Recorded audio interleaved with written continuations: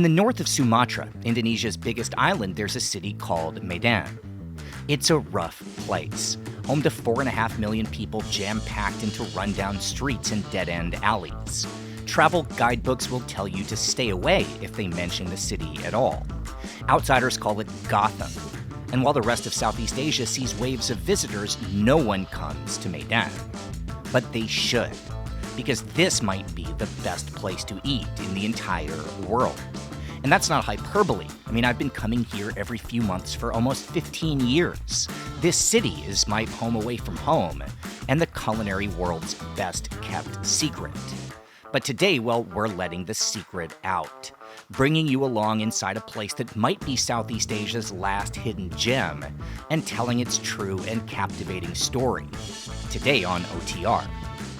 It's one amazing thing that ever happened on this world. That's what I said. You know, like it's feeling like you come into the heaven of food.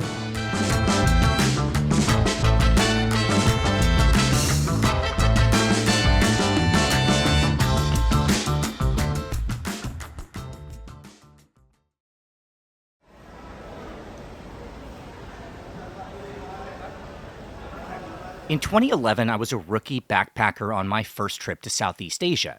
And at some random hostel somewhere on the Thailand, Vietnam, Cambodia trail, I met up with some old school travelers. The kind of people who'd been on the road since the Nixon administration. Whatever you do, they told me, go to Sumatra.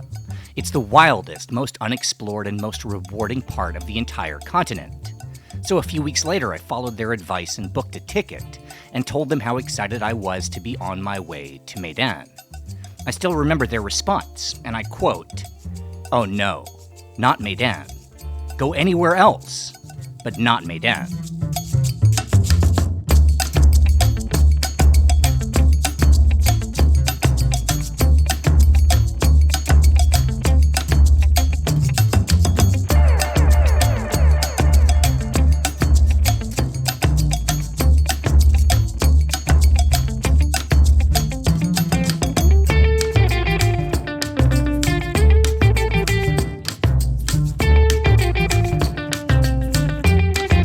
Welcome to Medan, my home away from home.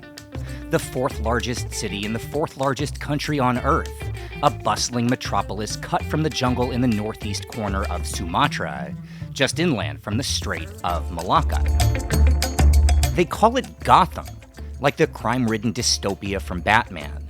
It's ignored in travel guides, disregarded by influencers, and hell, one Australian newspaper called it simply the worst city on Earth.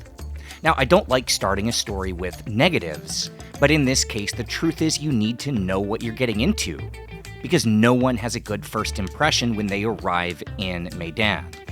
There are no white sand beaches or rooftop party spots. You don't come here for yoga retreats or full moon throwdowns, and instead, what you get is punched in the face by the smell of clove cigarettes, the sounds of diesel engines and drag racing motorbikes, and the heat. So close to the equator that you could cross it and come back in the same afternoon. Or at least you could if the roads weren't such a disaster. But Medan has a secret, something the rest of the world has missed out on because no one gets past that first impression. And it's the fact that behind all the noise and smells and broken down buildings, well, this might be the best place for food anywhere. So let's start with breakfast.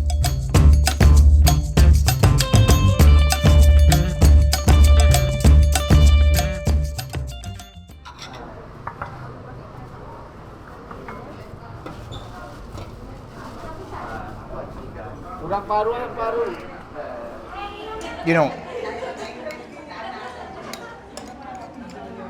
I have this theory about Indonesia where, you know, coming here can be so abrasive. Like, I understand why people have negative reactions when they step off the plane. You land and it's just like you're in this place where the sounds are 10 times louder than anywhere else you've probably ever been, and the air is thick and heavy and smells like clove cigarettes and motorcycle exhaust and durian, and and it's incredibly loud. All the houses and buildings are painted bright colors, greens and yellows and purples. And it feels like constant sensory overload, like absolute sensory overload. And I think that is actually a big reason why the food is the way that it is, because it's like chasing a high. It's like you get so used to everything being bigger and faster and stronger and better, and and then you just have to keep kind of moving the bar. Like you can't sit down for a mild, bland bowl of joe, and they do eat a version of joe here, but you can't sit down for a bland, tasteless anything when all around you is just like bright colors and and big noises and smells. I mean, this country smells so uniquely, identifiably Indonesia. And so to me, that's a big reason why the food culture has kind of evolved to be so flavorful. I think, everything is just about chasing that high and finding the next thing that's going to push your senses a little bit further.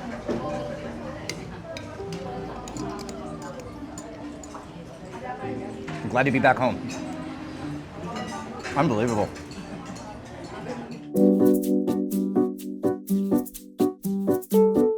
All right, with the first bites of breakfast down, we can take a breath and get our bearings. Soto Kesawan is a perfect introduction to the city, a third-generation street cart making their specialty in the ruins of an old Dutch colonial building, unapologetically Medan. Cigarette ads on the walls, trays of 5-cent snacks like clam rendang and crackers made from melinjo seeds, and a soup packed with the flavors of a dozen different ethnic groups. When Medan was in its golden age, when these buildings were constructed way back in the early 20th century, the city was a melting pot, the home to migrants from all across the archipelago who all brought their own recipes, here combining into stuff like this. The family that runs Soto Kesawan originally came from Yogyakarta, where mornings mean a Javanese version of soto based on chicken stock. But here in Medan, that soup took on new components like the coconut milk from the ethnic Malays, spices like the rare andaliman, a specialty of the Batak tribe, and it's even served with fried cakes of mashed potatoes, known as perkedel, a relic of the colonial Dutch. Put it all together and it tastes like Medan. So good. And again, it's like, when I describe to you what the ingredients are, the flavors in this, it might sound recognizable.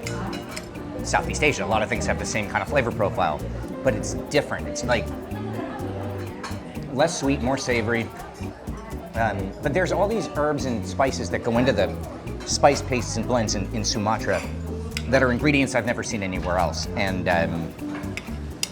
so everything just tastes like here. It tastes like Medan. This soup is worth a trip by itself. I'm telling you, this soup is worth the trip.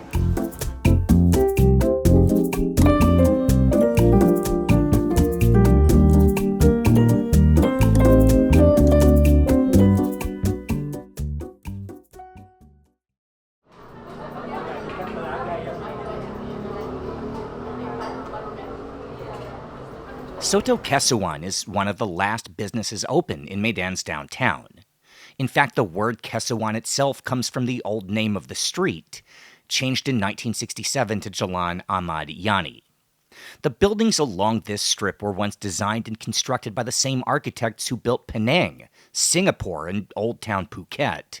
And in the early 20th century, Medan might have been the most prosperous of all of them, though by now that can be very hard to believe. The city itself began as an old Batak settlement, founded according to legend in the year 1590 by a shaman named Patimpis. Over the next 2 centuries, the village would grow into a small fortress governing the surrounding jungle, a place that would become its own kingdom, named after the nearby river and known as the Delhi Sultanate. But when this story truly begins is around the year 1863, when the Dutch arrived and offered the Sultan a deal. In exchange for protection and a lavish new palace, the colonists wanted farmland to grow rubber and tobacco, and a port to ship their products for export on the Strait of Malacca. But the Dutch would get much more than they bargained for. See, Medan is built on volcanic soil, the minerals deposited from long ago eruptions of nearby Sinabung, Sibolga, and Samosir, the biggest ever recorded in the planet's known history. Anyway, what this meant is that the farmland proved so rich and abundant that soon enough Holland was dominating trade throughout the region, and so the Dutch invested heavily in Medan. They built a new railroad and a bustling downtown that drew workers from all corners of the island, Bataks from Berastagi and Lake Toba, Minangkabau from Padang, and the Betawi and Sundanese from Java. Hokkien Chinese would come from Singapore and Penang, flocking to Medan to buy property, and with business taking off, the Dutch brought in tens of thousands of Tamil Indians to farm the plantations. By the year 1900, Medan had swelled to more than 200,000 people, divided almost evenly between dozens of different ethnic groups. They shared food and recipes and culture, the city earning the nickname the Paris of Sumatra, or to the Dutch, the City of Money.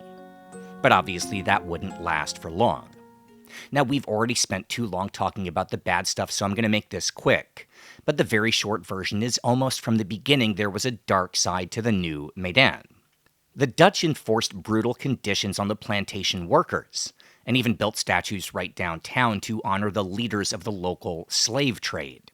In 1942, the Dutch were driven out, but this just meant 3 years of Japanese occupation, after which the Allied army invaded, trying to enforce Dutch control once more, starting with a 6-month siege known to history as the Battle of Medan.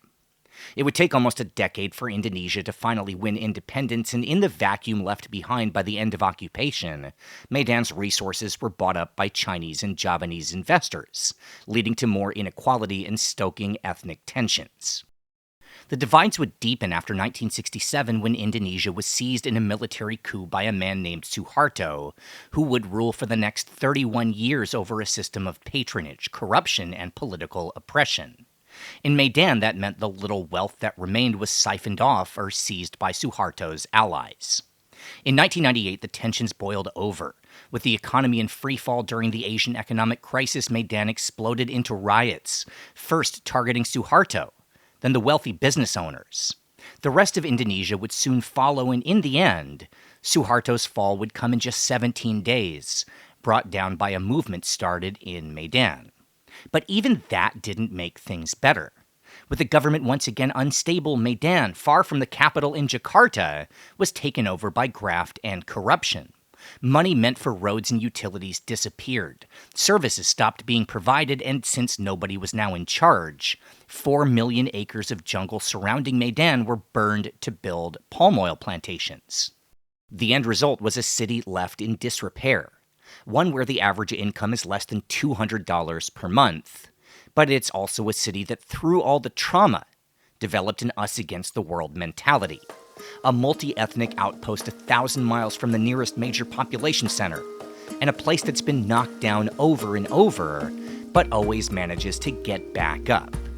And even though today Medan might be known as Gotham, not the Paris of anything, well, the people still find a way to create their own versions of elegance, treating even a humble plate of breakfast as if it was nothing less than 3-star Michelin fine dining.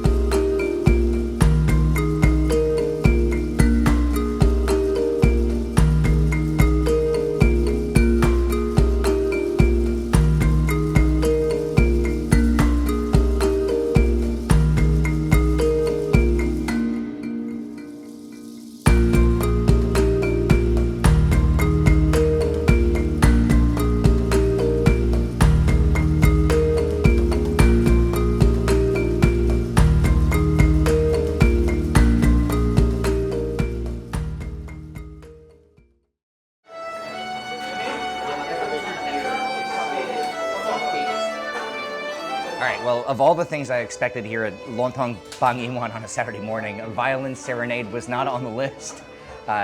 It's great for the atmosphere. We're going to find out whether the YouTube copyright censors pick up violin and MIDI file copies of songs. But it doesn't matter, because what matters is the food, and this is just one of my all-time favorite early morning breakfast spots. So this is Lontong. What Lontong is you can find it all over Indonesia and Malaysia, but it's a local specialty. Like, I don't know if it's actually from Medan, but it's associated with this city. It's pressed cakes of rice, so it's like, imagine kind of a soft, like almost bready kind of texture. It's a rice cake. It's dense, you know, but the way they serve it here is in this incredible bowl with, you know, toppings and condiments. It's peanut sauce, so it's lontong with peanut sauce. That's the really simple way to explain it.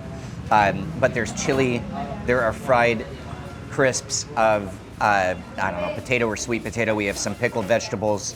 We have beans that are made into kind of a sambal with chili. We have strips of tempeh, so fermented soybeans that are fried and put in.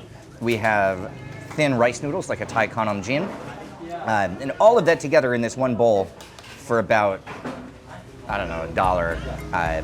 And it's only served early in the morning. They sell out by about 10 o'clock every day. And yeah, let's just try it.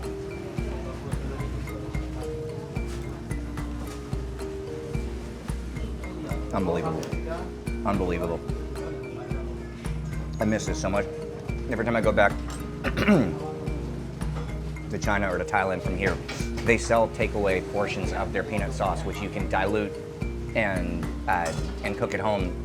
And I always bring kilos of that stuff back with me.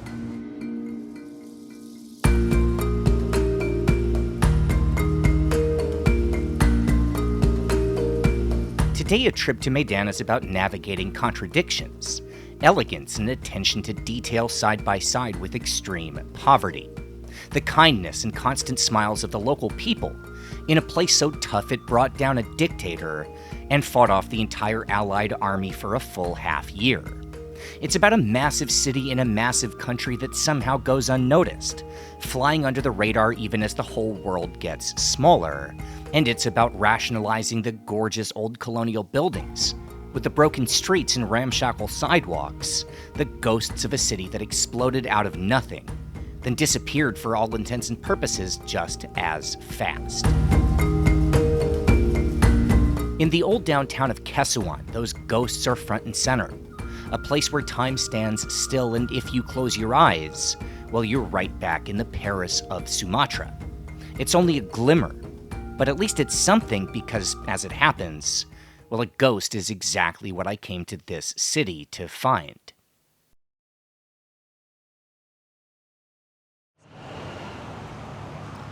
So the first time that I came to Medan, it was 2011. So this is almost 15 years ago, and I did not have a good first impression. I was dropped off I was coming from Kuala Lumpur, and I just had like this open-ended month planned in Indonesia, and I got off the plane at the old airport, which was right downtown. This is like basically glorified bus station. Immediately got ripped off by a cab driver. You know, this is not a city where your first impression is going to be positive. Checked into the worst hotel I've ever stayed in. I'm not going to call it out by name because it still exists. It's still terrible. And I walked outside, and I'm just having this walk around, and I'm like already ready to go back to KL. And I'm walking around, and there's this guy who's sort of hustling for business outside, and he's like, hey, you know, I'm trying to book a trip somewhere. You want to go see the orangutans? I can help you. And I'm like, no, it's fine. I got it. Don't worry about it. And he's like, all right. Well, that's fine, but I'm about to go up to the rooftop and smoke a do you want to come? Like, all right. I have nothing better to do. I have a whole month here. So we went upstairs to this rooftop, kind of overlooking all the mosques in that part of the city, and ended up having this like fascinating conversation. He's one of the most interesting people who I'd ever met. You know, those conversations where you're just like learning so much about, you know, a culture that you never knew about. And he's a really interesting person. He spoke like 8 languages. He taught himself everything. 8th grade education. His name was Ansha. Ansha used to be a youth national team football player, and then messed up his knee and didn't have the money to keep going to school, and that was that. And so he was selling street food. And then when, you know, around that time there was kind of this nascent backpacker scene developing in Medan, and so he thought, okay, well, and that was where the hostels were built, was the neighborhood he grew up in. I mean, this is his neighborhood. It was like the hostels were built surrounding his house that he'd been born in. And so he's like, okay, that's where I'm gonna put my focus. And so he taught himself all these languages and tried to make his money on the margins from backpackers when they'd come here, you know. And so that night, you know, we ended up, after we hung out on the roof for a while and watched the sunset, and then had this really interesting conversation. And then he took me to my first Nasi Padang meal, and it was the best meal I'd ever had in my life at that point. And the next day I was like, all right, look, I'm gonna do the orangutan hike. I didn't say this, but I know you're gonna rip me off, but I'm gonna give you the business because you're a cool guy. And so I take this minibus to Bukit Lawang where the orangutans are, and I get off. There's like 6 other backpackers in the bus, and we're about to arrive, and the bus stops, and the van stops, and there's this dude just hanging out outside, and he's like, which one of you is Ansha's friend? I'm like, that's me. He's like, come with me. And then I ended up having like the best time ever. All the local guys knew him, and because he used to be a guide up there, and like ended up partying with all these orangutan guides and had like the best experience and got the best tour and paid less than any other tourist. So he didn't rip me off. He saved me money. Nobody else who was there paid like more than, paid less than double what I paid. So I went back to Medan. I wasn't planning to, but I went back through the city just to find him and to tell him, hey, thank you. I was skeptical. I thought you were going to rip me off, but I just want to say thank you. You're an honest guy. And we ended up just kind of becoming friends, and Sumatra over the next year sort of became my second home. And I would fly down here. Beijing was overwhelming. It's this massive city, and Medan's a big city, but not for me, not my little corner of it. And so this would be my little getaway. And I'd come down and I'd spend like 4 or 5 days hanging out with Ansha. He is a guy who, if there's one thing to know about Ansha, everything is about food. He's the most obsessive foodie I've ever met. Like, knows everything about every cook in the city and knows which little street cart served the best version of which dishes. And like, we would eat like the way you see me eat on OTR, like where we'll have 10 meals in a day. That was how every day in Sumatra would go. Every day in Medan would go with Ansha, just finding all these little kind of hidden secret spots and like trying all the best foods. And so after a while, about 2013, we come up with this idea that we're going to start the first food tours of Medan. That's how we're going to promote the city. We're going to try and get people to know about this place by doing food tours. And so we started a business together called Jungle Booked, Booked. And I set up a website, and Aj was obviously doing all the tours. And it did really well. Like this business, we were the first food tours ever in Medan. And you fast forward a year, and probably like 2015, it was in the entire island of Sumatra. Ansha sent me a screen cap one day. The entire island of Sumatra, like 100,000 places or activities or things listed on TripAdvisor, we were number one. We were the number one thing to do on the island of Sumatra on TripAdvisor, our food tours, which is really cool.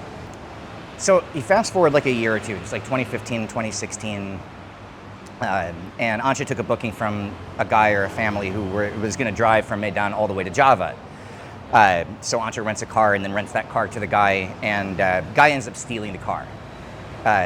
So that was a catastrophe. I'm not going to go into specifics about like what unfolded because it's not my place to kind of go into it. But it got dark. Like there were corrupt police involved and kidnappings involved, and it got bad. Like it got really bad trying to track down this stolen car. And in the end, Ansha was responsible for paying for the cost of it. They never got the car back. And so this is a huge amount of money that Ansha didn't have that he was responsible for repaying.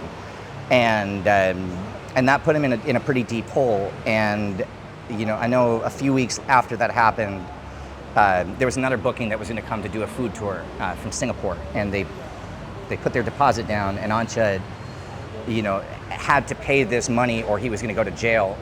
And he made the decision. Business was good, and he thought, okay, well, if that money disappears, I can replace it. And by the time the tourists arrive, they won't know that it was gone. That's obviously not what happened. And so that made a bad situation a lot worse. And so things started spiraling, and it didn't go very well. And you fast forward about 2019, and Ansha's in a really bad place. And it kind of, we'd kind of split our partnership at that point because, again, I'm not going to go into the details here. It's not the place for it. But we were sort of not in close contact at that point for the first time. And this is a guy who I'd seen, I would come down here, I'd spend a month at a time, every 4 or 5 times a year, every year for almost a decade. And we were sort of, not really in touch at this point. And but when I talked to Ansha, he still had a hope. He never gave up hope. that things would turn around as bad and as grim as it got for him. And then, because there were always tourists, and when there were tourists, there was hope. And then COVID hit in 2020, and there were no more tourists, and the borders were closed, and Indonesia got hit hard. And and when there were tourists, there were hope, and there were no more tourists. Anca disappeared. I couldn't find him at that point. And it was months he was not online. Facebook page never got logged into anymore. Stopped seeing him online, and I, after about 6 months of this, people started reaching out to me. I got calls from some people who knew us and reaching out to me and saying, "Have you heard from Anca? We're a little bit worried. We haven't heard from him in a while." And I hadn't, and I ended up, spending most of COVID trying to figure out what had happened to him. My friend Ahmad, who's our driver on the trip, I asked him to see if he could figure out what was going on. He went and spent months driving around Medan, seeing if anybody heard any signs of what might have happened to Anca, and he ended up finding him. He was living at a mosque, in really bad shape, and I sent money so he could buy a phone, so that he could get back in touch and try and get back on his feet again. And so he was in touch for a while, but then he had to sell the phone to keep eating, and lost track of Anca. The last time he updated his Facebook page, he wrote on the top, his introduction of himself was former food tour host in Medan with Adam Gottschalk of OTR Food and History. So I know he was following this channel and was so proud of kind of what I'd done. And then, we knew, you've heard me on this channel, I've talked 100 times about Medan. This is a place where, it's my home away from home. It's the most special part of Southeast Asia for me. And I always knew we were gonna come here and film, but we're doing a food tour. This video is a food tour of Medan, and a food tour of Medan is not me. This is Anca's food tour.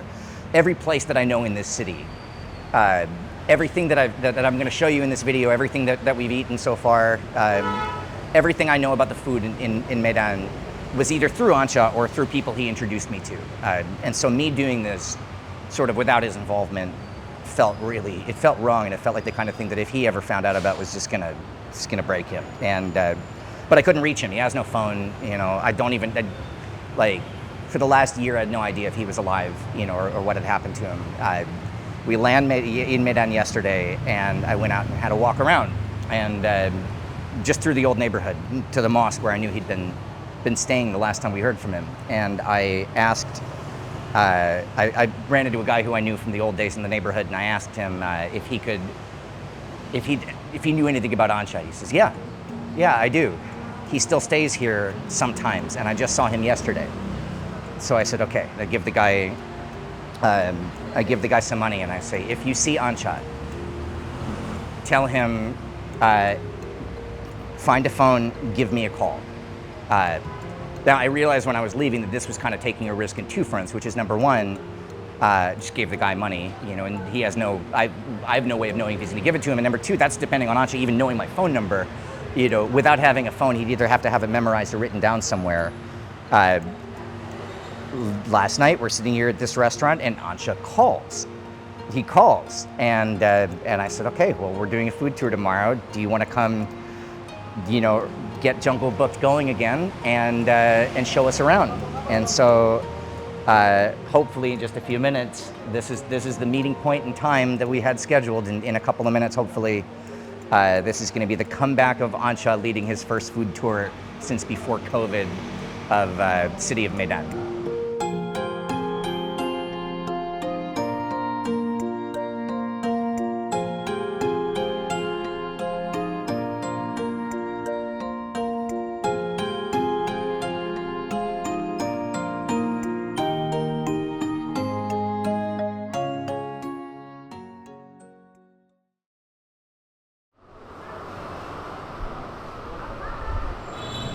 I'm gonna tell my favorite Anca story ever. So there was a time, this is probably like third or fourth time that I ever came to Medan. And we used to hang out on this rooftop in your old neighborhood where the hostels used to be. And we're up on the roof one night, and I'm sitting there, you know, and it starts raining. And it was one of those like torrential jungle downpours, and it's raining, and my instinct is like, well, let's go under the roof because I'm getting soaked. And I look over, and Ansha's just so peaceful. He's just sort of sitting there like this, just like this, like kind of, well, not like that, but just sitting there kind of like this. Just and don't so wanna move. I had this really deep, like philosophical kind of, I'm looking at you, and I'm like, well, here's this guy who is from such a different background than me. You know, grew up in like the North Sumatran jungles, and it's raining and it's not bothering you. Yeah. And so I'm thinking like, man, I need to really rethink everything. Like my entire worldview was just, you know, I'm worried about my wallet getting wet and my phone getting ruined and my clothes are getting wet, and I'm worried about all these material things. And I'm watching you, and you're just at peace with this. And so, like, you know what? Maybe I need to just learn to just accept things, just to sort of, you know, let go of everything that I knew and just absorb the amazing nature of the jungle. And I have this really incredible like epiphany, this deep philosophical moment, and it's just getting wetter and wetter, and it's pouring. And I'm just sort of sitting there just like trying to absorb it, and Ansha's just kind of sitting there. And after like 15 minutes of this, he looks at me and he goes, hey man, you know, I was thinking, do you want to move under the roof? It's fucking wet.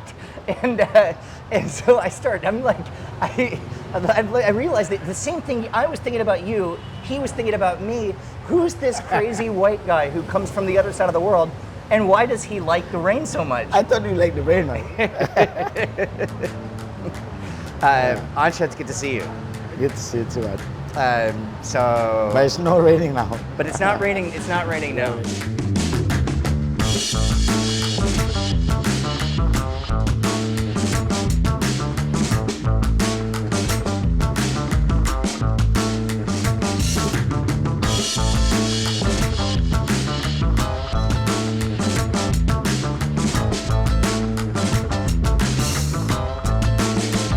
All right, with Medan's best and maybe only food tour guide located, it's time to get back to our mission.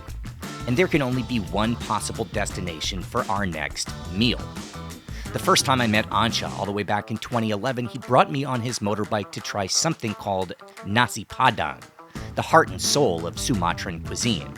And with all due respect to everything we've seen or talked about so far, this is the reason for us coming here and why you need to book a flight to Medan. It's quite possibly the most exciting meal that exists on the planet. It's everything, all the flavors from all those different ethnic groups and every technique developed on this amazing island, together on one table. This is the pinnacle of food, the reason for traveling, and an example of how sensory overload can be a very good thing.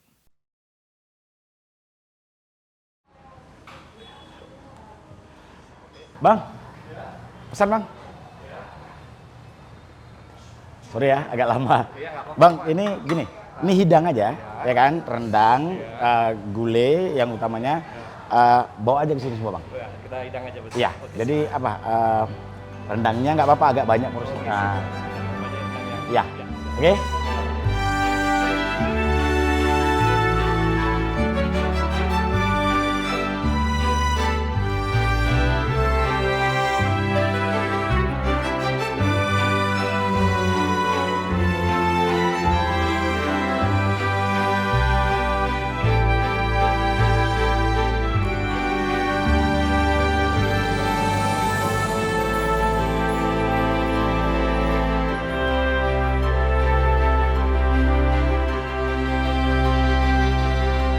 Sup daging, ayam goreng, ayam gulai, ikan gulai, rendang, kepala ikan, ya, kepala ikan, telur mata sapi, ya. Ini peyek udang, ikan gembung, rendang, dendeng, sambal, pergedel, cincang kambing. Dah. Ini lalap. Teh manis dingin. Nah. Dah? Sampurna. Sampurna ya. Okay, so we're talking about your jungle book food tours. Yes. I'm a tourist. Yep. I'm visiting Medan. How do you explain this? How do you explain Nasi Padang to somebody who's never eaten like this before? This is the best, my favorite part of it. Nasi Padang. It's a one amazing thing that ever happened on this world. That's what I said. You know, like it's feeling like you come into the heaven of food. You know, like the feeling of when they come, bring everything's on your table. You know, when you just forget about, okay, you're not allowed to eat this, you're not allowed to eat, you just want to enjoy it. And you don't need to make a choice. You don't need to say, oh, but I want, I gotta choose something. You don't. You just, here's all the food. So, of course, once in a while you need this. You know, especially if you are a tourist, you know, you need to have this experience. Food is the best way, I think, to get to know the culture. There's one thing missing. I just realized. Do they have the jackfruit, or they don't have here today? Oh, I think they're running. Gulai nangka ada, Pak? Gulai nangka. Ada. Itu.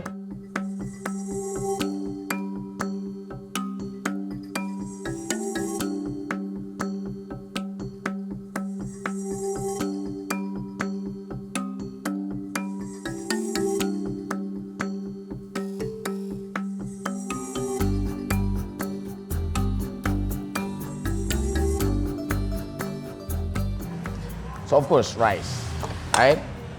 The point of Indonesian food, nasi padang, is you mixed it. So to get it flavor, mixed flavor. What do I like is I put some something that having a little bit sauce like curry, like Jackfruit. yeah, of course, man. Yeah. This is That's the first thing I'm going for too. This is a symbol of Padang food.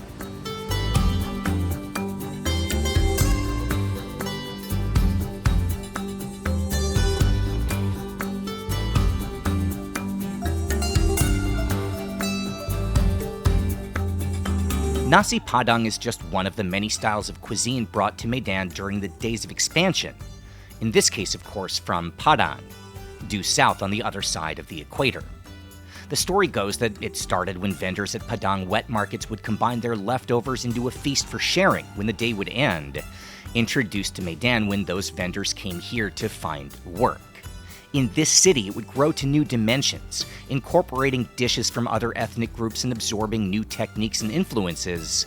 But one thing would remain a constant: the Minangkabau delicacy known as beef rendang. It's made by simmering beef in spices and coconut milk for an entire day, as long as 7 or 8 hours. The idea is to cook the curry until the liquid evaporates, infusing all the flavor into the meat itself.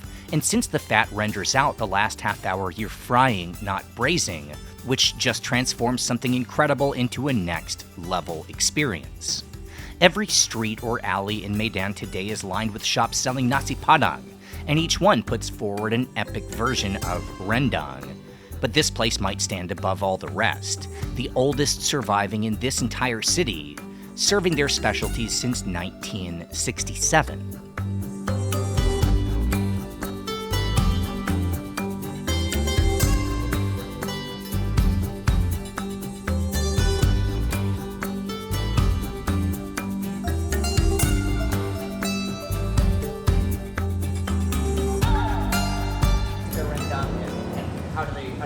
Oke. Ya. Terakhir pertanyaannya, siapa yang masak rendangnya? Yang masak rendang itu tadi adik saya perempuan, suami dia, istrinya. Ya. Ya. Oke. Yang tadi kan ada. Berarti adik ipar. Ya. So now. Iya. Adik saya, adik kandung saya. Oh, adik kandung. Oh, berarti bapak ini adik ipar. Iya. Oke. So now the responsibility cukup rendang is his sister, younger sister. That's just what she Yeah. does. She's the rendang maker. Yeah. So recipient, secret receipt from a parent goes to her. Last question. Ini dia. Oh, si. Rendang, Yes. Ini buat raja rendang.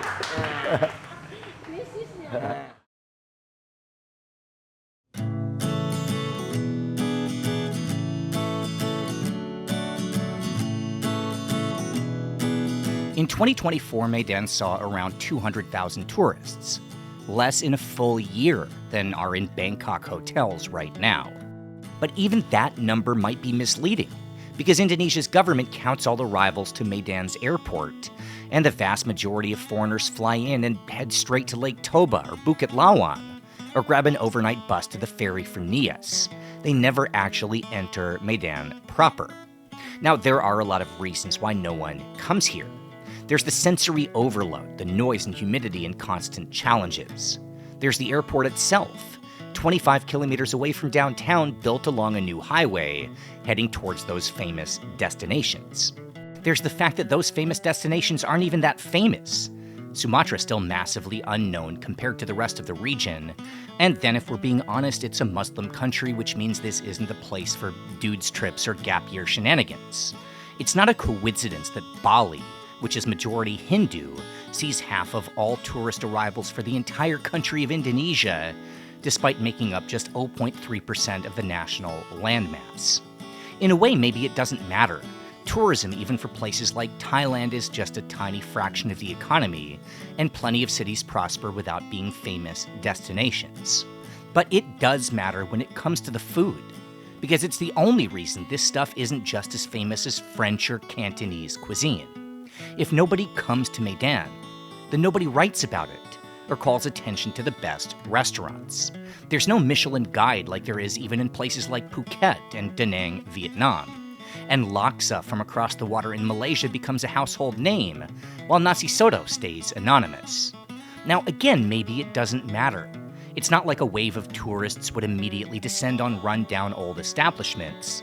The last 30 years teaches us that most visitors prefer places that are clean, toned down with a bilingual menu, and that does not describe much in Medan.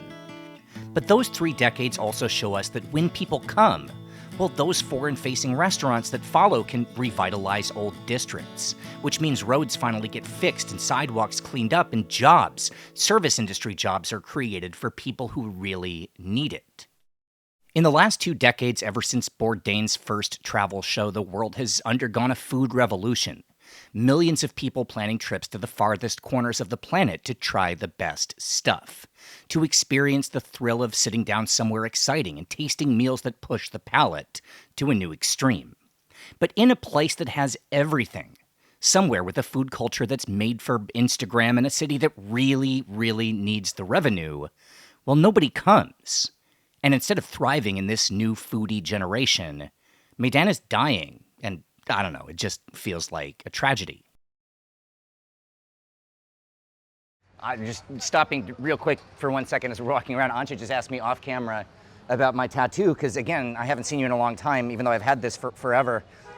4 places with coordinates that are important to me, places that I've lived or are very important to me.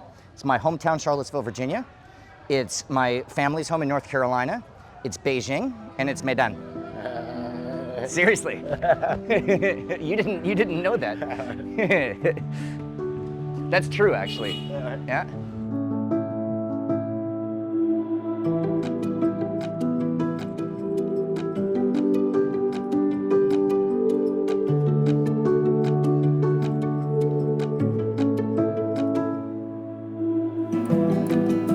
There's a thing we always have to confront when we travel to other countries, which is that even in places where we make a connection, as much as we might feel like we fit in, adapt to the way of life, when the trip is over, we still get to leave, to take our memories in a few packs of Bang Iwan's famous peanut sauce and go back to real life.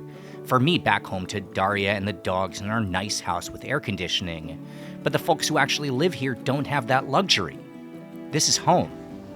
My niece, daughter, my sister. Your niece.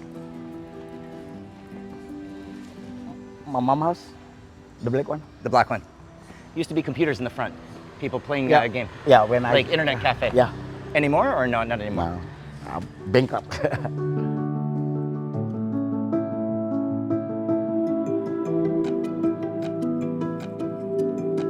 became friends with Ancha because the fact that he didn't rip me off even though he had nothing kind of restored my faith in humanity. But the truth is, it would become the beginning of a pattern. This city, hell, Indonesia in general, is the only place I know where you can pretty much always take people at their word. Having a tough life here doesn't mean taking shortcuts, and it's understood that achieving anything real takes hard work and a lot of patience, just like making rendang.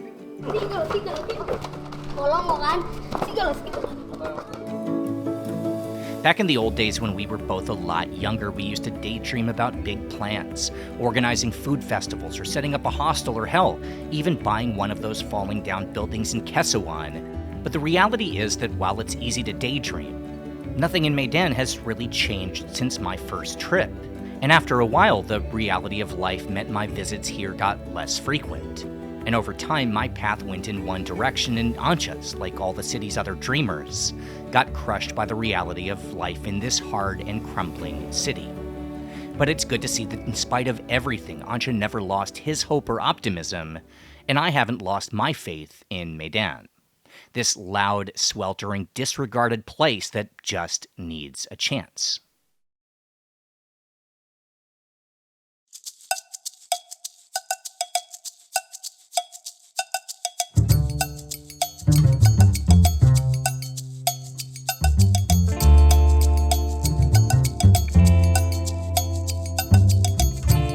After a long nap, a shower, and a bit of recovery, it's time for Ancha's food tour to continue.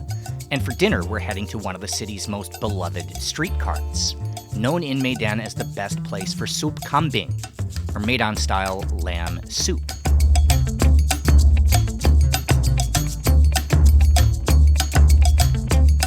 Like everything else we've eaten, this dish has roots somewhere else. In this case, as far away as the Middle East, where it was introduced to Malay Muslims who brought it to Medan during those years of expansion. It's the rock star on this quiet alley, pretty much directly between Ancha's neighborhood and Kesawan. But it just happens to be right next door to another shop selling satay, martabak, and local stir-fried noodles. And if you haven't figured it out yet, well, the secret to Medan is to embrace the madness. So we just ordered one of everything and settled in for dinner.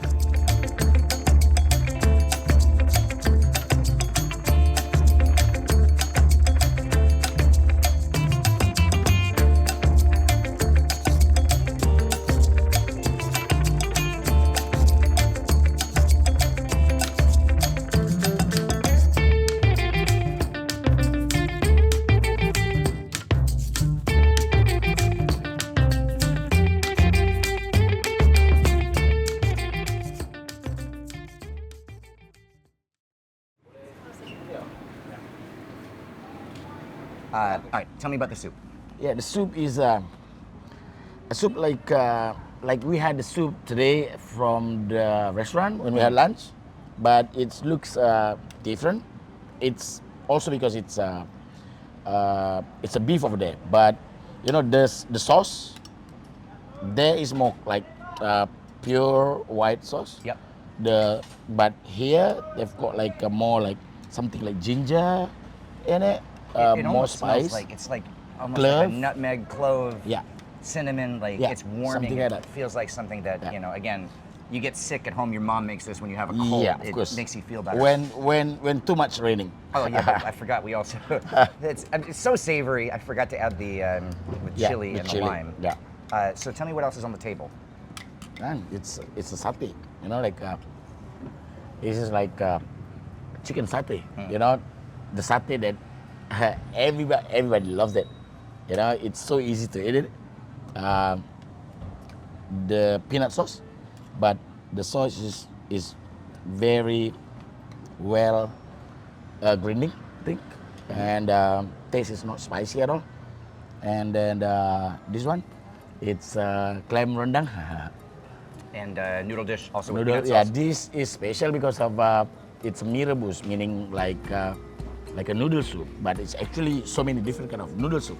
This noodle soup, you normally only found it around Medan. You know, if you go to and yeah, probably Sumatra, but mostly from Medan to the south.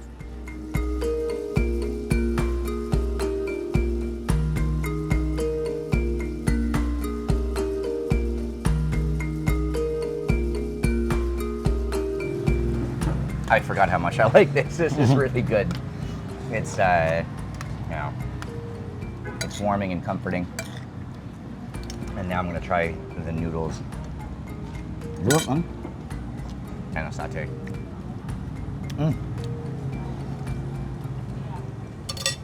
It's all the shrimp flavors, like they cook the broth in shrimp stock. This one you mix. Yeah, you can taste the shrimp really pronounced with the peanuts. I want to talk to you while we're here, real quick. Just, this is our only video that we're making on the city of Medan.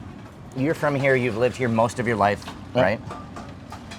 I just want to kind of get into some of the complicated parts about the city, right?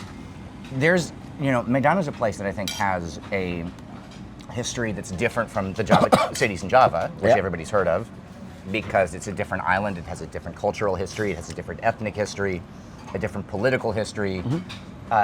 Tell me about how you would explain Medan to somebody who's never been here before, not necessarily from a tourism standpoint, but just about the city. What's it like to grow up here? I would not doubt. I would not arguing with people who said they don't like the city in the beginning, because I cannot say people that Medan is amazing city.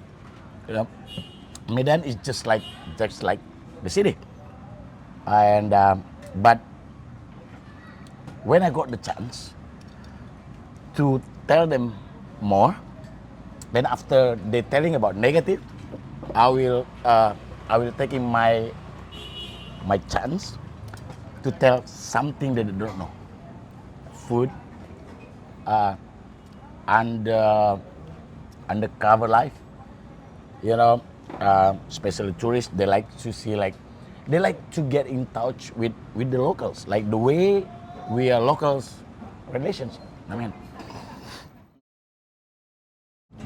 one thing I thought was interesting, that it was 2013 when they opened the new airport. Yep. And they opened the airport at Kuala Namu. The old airport used to be right downtown, like next to where we were walking around today. Yeah, we saw it fly the before. drone because we were right outside the airport. When they opened the new airport in 2013, it's a huge, just from my memory, it's like 4 million passenger capacity. It's something like that. It's a huge capacity airport, right? Yeah. But it was supposed to bring more people to Medan, but it did the opposite in some ways, because it used to be that people would come here because this whole backpacker area that we were talking about earlier, the area near the mosque that used to have hostels where you used to hustle for business, right? Where I first met you. That area kind of died after the new airport opened. Why is that? It was because the new airport's on the way to Lake Toba. Yeah. And so it used to be that foreigners wouldn't want to come to Medan, but they would come here anyway, and then they would like it, right? But they would come here because they had to spend one night after they flew in, and then they would go to Lake Toba, they'd go to Bukit Lawang, but when they open the new airport, you get off the plane, and there's vans waiting to take you directly to Toba, and you can skip Medan. And in a way, that actually ended up kind of really killing the tourism business here. Would you see it that way? No, because when we talk about the new airport, the new airport concept is not only bring the economy for people in Medan, because we are around the tourism community around the mosque. We only little part of it. When we talk about the concept that the government should meet is, it should be the concept of a lot bigger than that, because this is about a lot more people alive, bringing business to everybody, not to the little group of us in the mosque. The road to entering the airport, Right. it used to be just like a jungle. No one living there. But so imagine now, thousands of people are now having a house near there. So it builds the economy. And when we talk about the tourism of Medan, it's not only thinking about the hostel around I think the correct words for that, the hostel around the mosque, the oldest players needs to upgrade themselves. They have to be able to compete. So you think it's not on the government, it's on the individual businesses also need to do better? It's naturally, I think. like the owner of Zakia, they don't even know how. When you check on Google, they don't even list on a Google map. Like you can see, like, oh, you want to claim this business? It. He's got 2 sons and they degree of university, but I think they just don't have the spirit anymore. Not the same as the first owner, the grandparents who died already. You know what I mean? Eat your food. Sure, man. It's getting cold. Yeah, man. I want to eat this before, but yeah, I just cannot. Can you order 2 more soups for them? Yeah. 2 lagi supnya. Beef or lamb? We're having a lamb. It's really good. Yeah, sama. Lamb. Same thing. Yep. All right. You guys like it because you order warm food.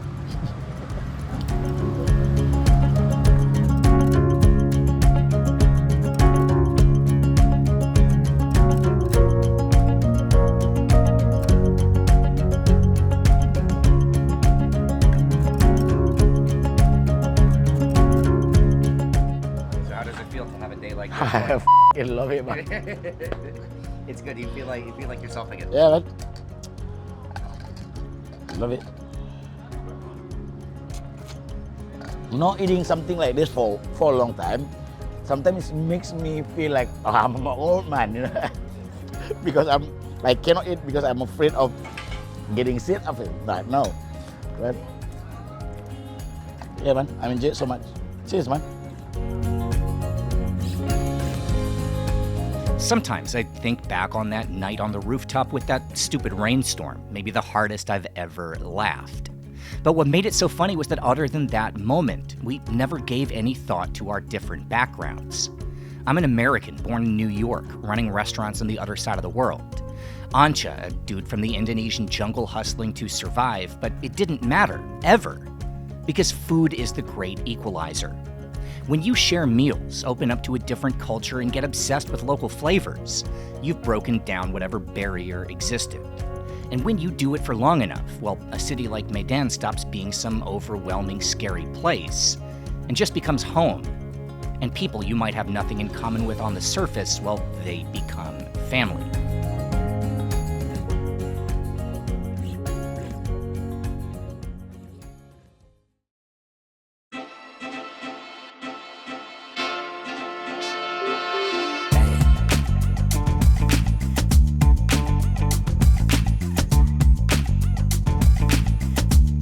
How else could one wrap up a day of eating in Medan than with the ultimate sensory overload? In a way, everything you encounter from the moment you step outside in the early morning is just a warm-up for Ucok Durian, the non-stop 24-hour, 365-day-a-year monument to the world's most polarizing fruit. In a Muslim country, you don't wrap up a long day of eating with an evening out at a bar. Instead, you come here. And that's true for everyone across all social classes.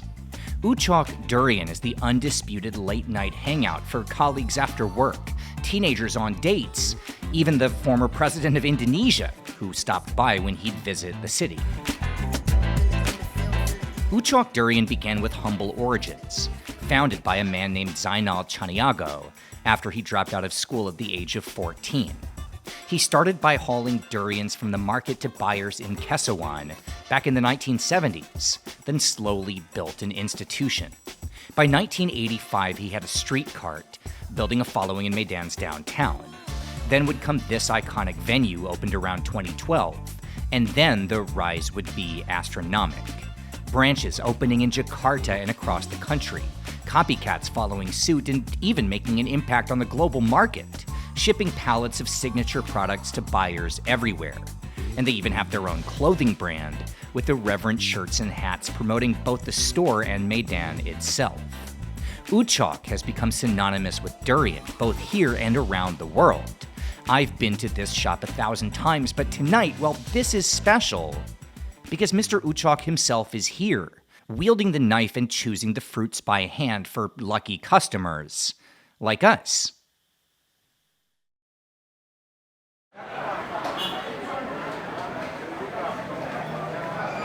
So some people, it's exciting for them when they get to meet like a rock star, Yeah. movie star. Meeting Mr. Ucok, Yeah. that was like, Yeah. that was for me, for a guy who likes durian and comes to Medan. Yeah. That guy's like the celebrity. He's the No. unofficial mayor of Medan. No, he's not only celebrity. I think, he's way more than that. He's a legend. He's a When we legend. talk about durian, and Medan, we mix, there's two words, durian and Medan. So, he's a legend. You Google search durian, period, and Ucok comes up high. It's Yeah, that's famous what I all mean. over the world. All right, so quickly, what are the two flavor profiles that you ordered for us? What are the two flavors that you ordered for us? I just tell him I want the best durian. Okay, all right, That's why it took a bit longer yeah, than last time. let's try it. It's And gonna- because he was the owner. So Alright. he wants to make sure that we get the best. He chose these for us? Yes! All right, real quick, before my hands get dirty Yep. and covered in durian. Great day today, man. Good to see you again. This is a fun one. This is a really good shoot. Let's eat some durian. Yeah, that is so it. It's so good to be back in Medan, man. It's fun to be home. This is a lot of fun today. When he kept I think he was opening like 5, 6, 7 of other durian before he decided to give this for us. Dude. Way better. This is way better than next week. We're 2 weeks too late. We just did a durian video, taped in Thailand.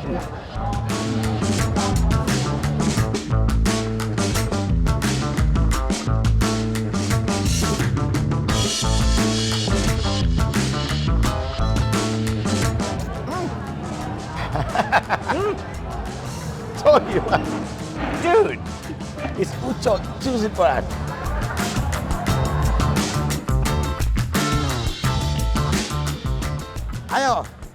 Ayo yang rame-rame dari Eropa, Eropa Timur, Eropa Barat, Asia. Ayo rame-rame ke Medan, singgah Ucok Durian. Durian kita mantap.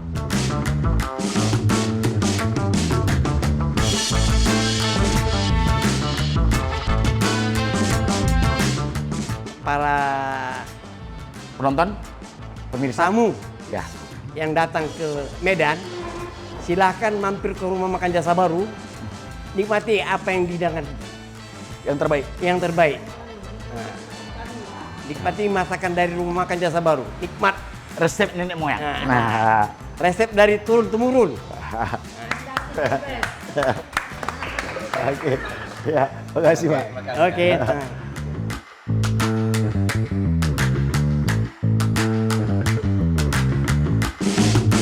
Banyak tahu kalau Medan itu penuh dengan kejahatan, penuh dengan hal-hal yang nggak baik.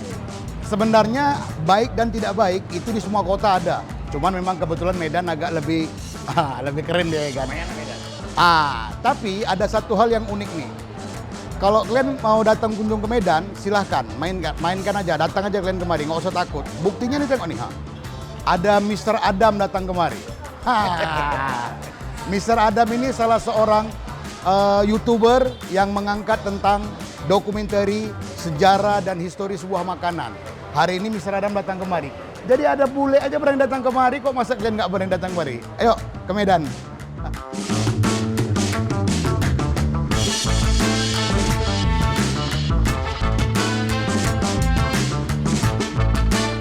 Subscribe to the channel for more from OTR. Thank you so much to everyone who supports us on Patreon. It really helps to keep us going. Find links below to our Patreon and social media. We will see you soon.